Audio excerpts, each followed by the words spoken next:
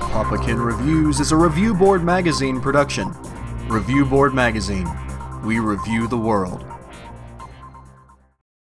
This video is brought to you in part by the Bobo Broadcasting Network. For this and other great stuff, head to bobobroadcasting.com.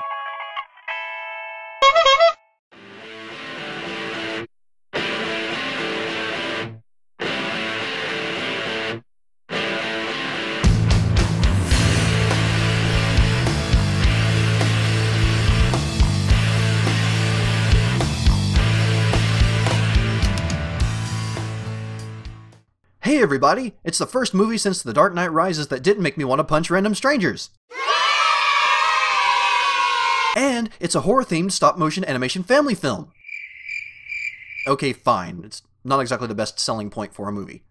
ParaNorman is a film about a little boy named, obviously, Norman. He's more than a little obsessed with horror movies and creatures, particularly zombies, and for good reason. Like Haley Joel Osment in The Sixth Sense, he has a sixth sense. At least I think so. Anyway, he can see and talk to dead people. Unfortunately, this ability makes him an outcast in not only the town, but his own family. The direction this movie takes after the establishment of Norman and his situation is a very interesting one that introduces us to a wide array of characters. Most of them are one-dimensional side characters, but even they have enjoyable personalities. We get to know his family and their dynamics, his dopey but lovable new friend Neil, and even a few ghosts and one of Norman's biggest tormentors become fleshed out characters.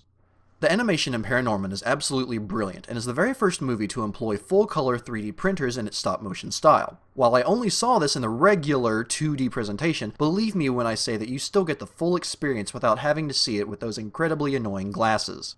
As for the humor, by God, it felt good to watch a movie that wasn't trying way too hard for a laugh. It's easily funnier than Aliens vs. Costco, and an hour and a half of my life I'll never get back, combined without ever having to force its jokes. Are they silly? Sure. It's mostly a kids' movie after all. While there may not be a lot of major laughs, the humor is consistent and has the bonus of an innocent charm about it from most characters. Now there are a few choice words thrown out here or there, and they are a bit jarring and honestly feel a bit out of place, but the worst of these is jackass. Not words you may want your youngest kids to hear, but it's nothing that really risks being censored on its first TV presentation. Then finally, the story itself is the strongest part of this film. Not only are the characters well fleshed out as I mentioned before, the horror movie elements are expertly handled, and there's a strong message portrayed throughout.